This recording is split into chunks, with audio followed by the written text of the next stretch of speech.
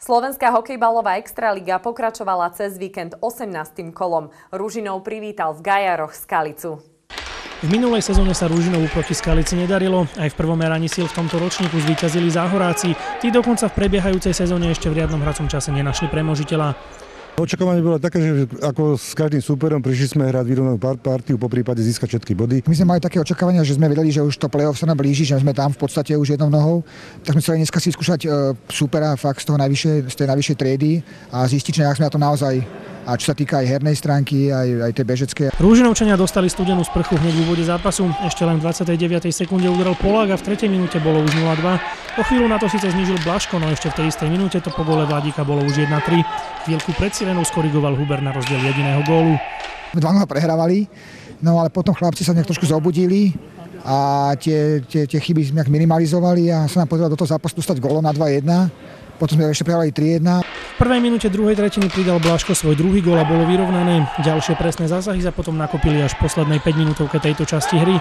Presadili sa Dušan Danko a hneď aj Ligas, pričom Skalica znižovala v poslednej minúte. Neprešlo ani 20 sekúnd a Huber Ružinovu vrátil dvojgólové vedenie. Potom ako snížili na rozdiel gólu, tak sme hneď vlastne odpovedali ďalším gólom a vlastne zase boli tam, kde predtým psychikou a my sme vlastne pre tou tretinou určite chceli, že neodovzdáme to, budeme hrať takticky, budeme hrať vpredu čo najviac, aby sme nemuseli sa brániť, nejak ich nepostavili na nohy, nedovolili im nás tlačiť. V poslednej tretine už padli iba 2 góly a oba do siete Skalice. Na rozdiel 3 gólov zvýšil Strecha a následne na konečných 8-4 upravil v presilovke Mydla. Dneska môžem byť maximálne spokojný, čo sa týkajú ako oslabení. To bolo zahraté celkovo ako perfektne. Presilovky nám dneska neišli. Hra bola taká rozhraná, aká bola. Takže dneska to je nespokojnosť. Výsledok fantastický, ako Skalice 8 gólov je úplne úžasné. A tá hra, je tam ešte veľa chybičiek, čo potrebujeme zlepšiť, hlavne do toho play-off.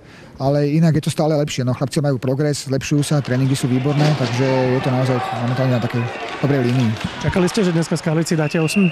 No, ne, to jsme nečekali, ale nějak nám to napadalo. Jako ten začátek teda z naší strany byl špatný. Tam jsme jenom ta naše lejna jsme dostali snad první 3 střídání 3 góly, takže jsme si pak řekli, že to musíme nějak odčinit a při hře 5-5 jsme byli lepší, si myslím. Do konca základnej časti zostávajú Ružinovu 4 zápasy. Postupne sa stretne ešte s Nitrou, Prúským, Považskou Bystricou a Diakovou.